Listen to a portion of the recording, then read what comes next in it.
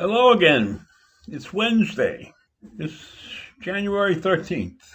And there are so many things happening today that I think this should be rant number 2 for the day.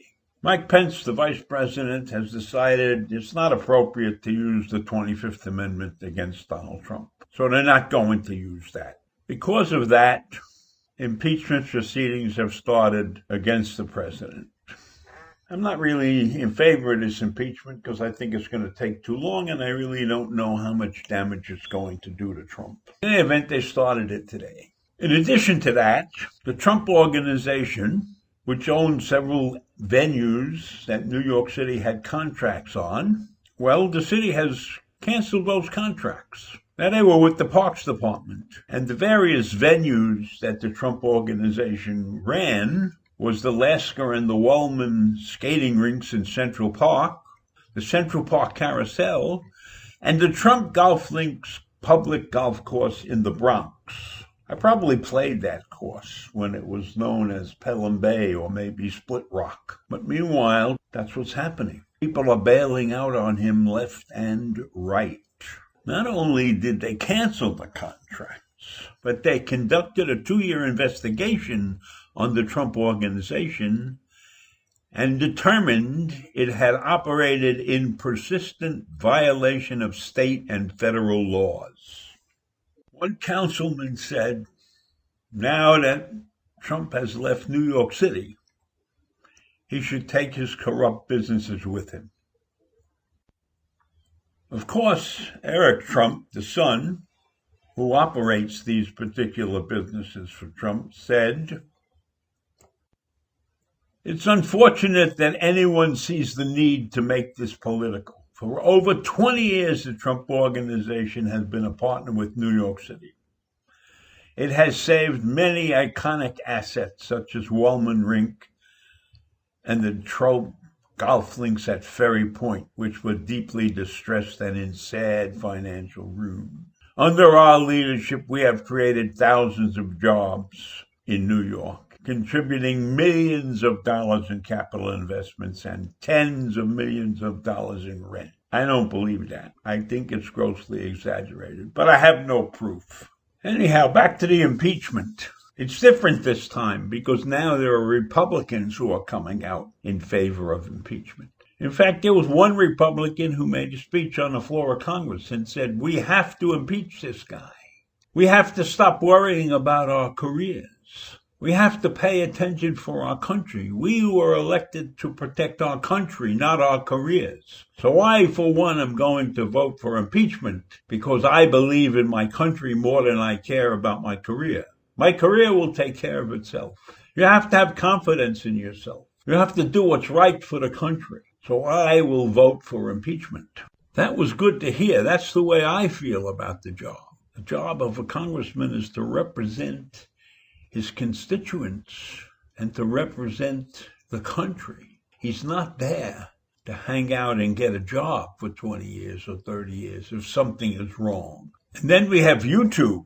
YouTube has joined Twitter and Instagram and whoever else threw Trump off. But YouTube has only a temporary cancellation of his YouTube account. 7 days.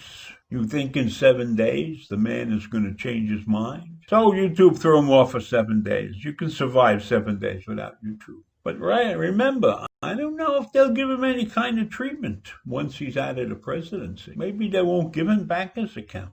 Maybe he'll have to have an alias or something to get on the account.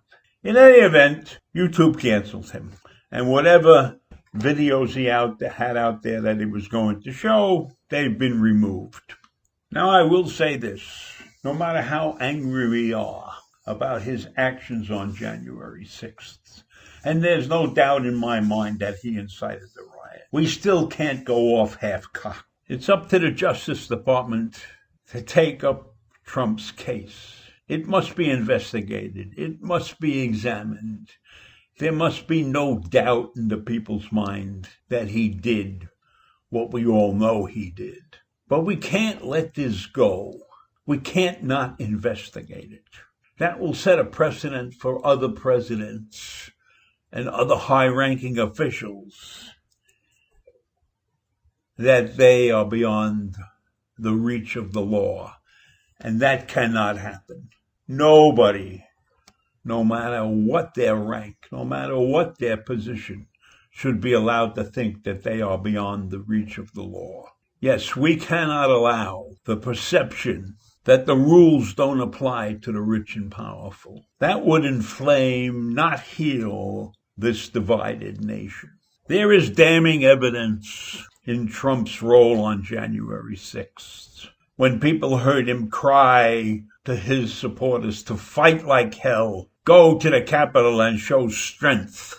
That may equate to some federal crimes, including rebellion, seditious conspiracy, violent entry into the Capitol. And there are some reports that say that his administration may have delayed other agencies from intervening in the Capitol when it was breached. So this thing needs a thorough investigation. And whether his role in these events is framed as conspiracy or inducement or otherwise, we need to take a very serious look at this.